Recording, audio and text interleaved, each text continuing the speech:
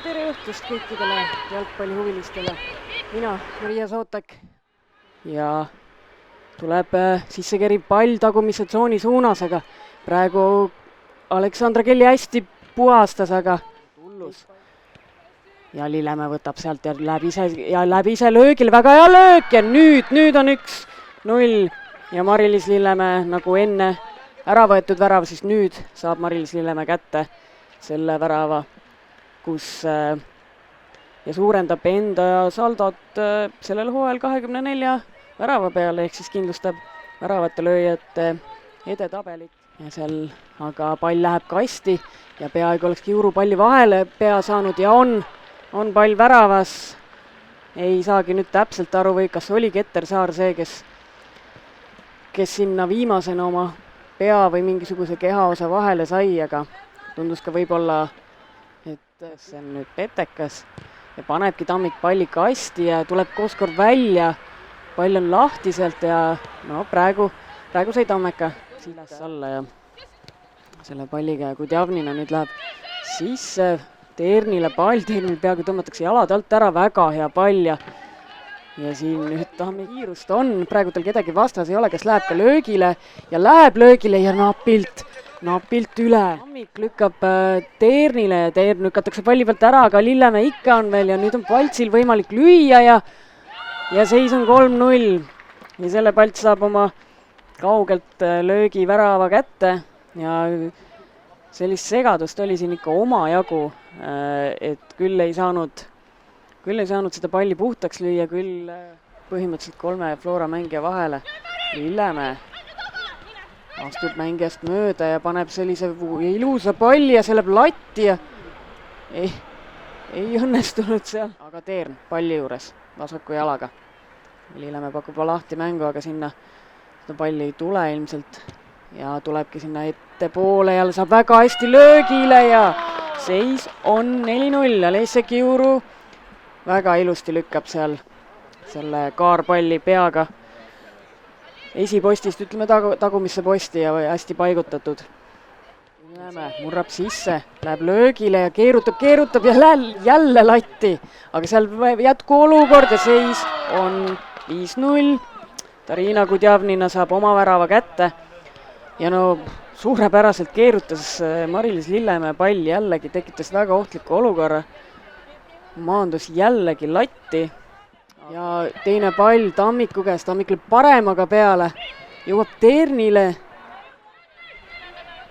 ja paneb jälle see diagonaalpall, aga seekord on sul Keter Saar vasakus ääres Paltsile, Palts lööb kaugelt ja ei lähe palju mööda.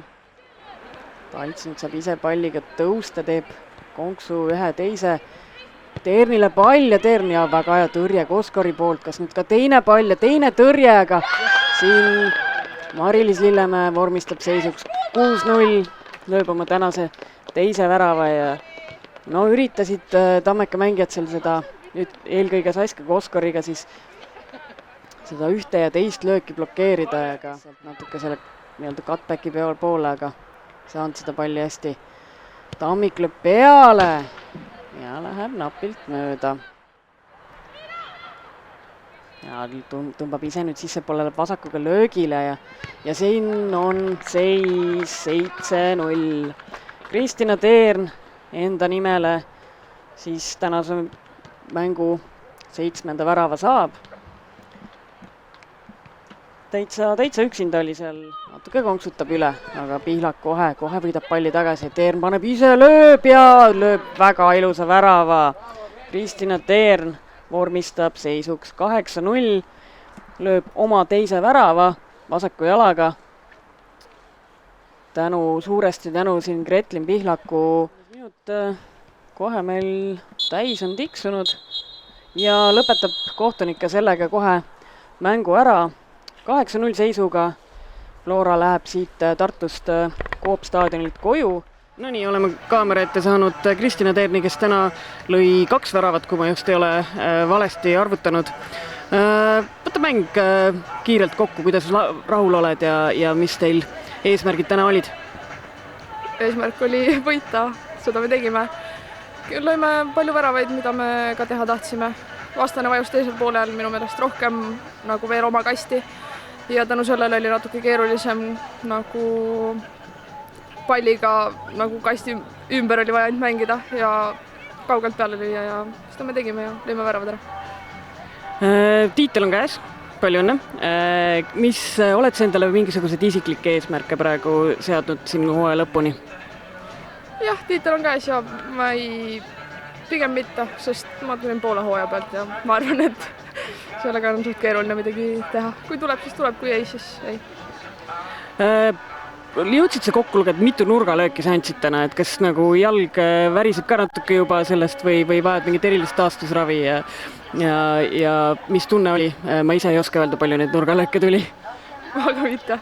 Aga ma arvan, ei ole esimene mäng, kui ma neid nii palju andnud olen ja vahepeal vahetasin ka Liselle ja Lisetega, et ma arvan, lihtsalt vahetuseks jalale natuke puhkust anda, et muidu võib-olla ei tule lihtsalt nii head pallid, kui ma ise tahaksin. Ja võib-olla ei oleks nii ilusad väravaid siis löönud, eks ole.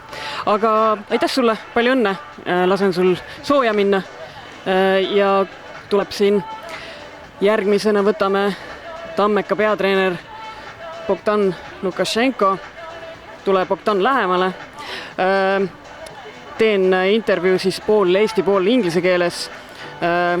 Mäng, võta kokku. How was the game? Game was hard. First half was good. We had plan and we follow it and it was pretty okay. I can't say like nothing bad. With our very young team, it was normal. Like we can see some goals standard, because some lack of the big players we have, and we are missing today Kaisa, who is our like beast in the corners. And yeah, nothing to say. Second half we start really bad. First 10 minutes was disaster. Kohutav eesti keeles üks sõna nagu. But it's happened when you have very young team, basically average age like 15 years. It's like it's not okay for top division, but we have what we have, and girls take the best experience what they can do. It's better than sessions, these games against top team. I said before the game, today we play against Flora, and basically it's like try to challenge yourself with team with Liga Champions level, and squad was also like this all girls like how much 8 time in a row champions. Wow, good. I can only palju õnne to Flora. If you can say one thing that you would change, so right now you're on the 6th place, so to play for medals, what would you change if you could go back in time? Change. Maybe we are missing like second team and properly good training process we can do, because we doesn't have like normal 22 players or like 24 like have to be in usual. But it's happened before me here. I don't want to find any complaining about this changing. This is only like composed of the team, like players and everything, but I was in the hard situation because we can't change nothing. You know, right now in the women's, maybe every team in Estonia struggle with number of the players. A lot of the girls finish with football because of studying, personal life and everything, and we have to make, I guess, right now a few steps back to come back like stronger, and our youth system is working. We have really great like teams. Kristel Vide did very great job, and we have under 15, under 13, and maybe with this generation we can come back stronger, because right now what we have, it's not enough like for the competing in top division. But I just proud of these girls because imagine we have like basically 16 girls in the squad. In every game we have 14, 15. They always in here, and I can only like say thank you for them. Hästi, edu viimasteks kaheks mänguks ja laseme sul nüüd tiimi juurde minna. Ja suur aitäh, ma arvan, et viimane 2 mängu me anname endast kõik, siis tüdrukud tahavad võida ka, nagu meil motivatsioon on, tüdrukud pingutab ja kõik oli korras, see on nagu, saad aru, see on nagu tasemel praegu küsimus, aga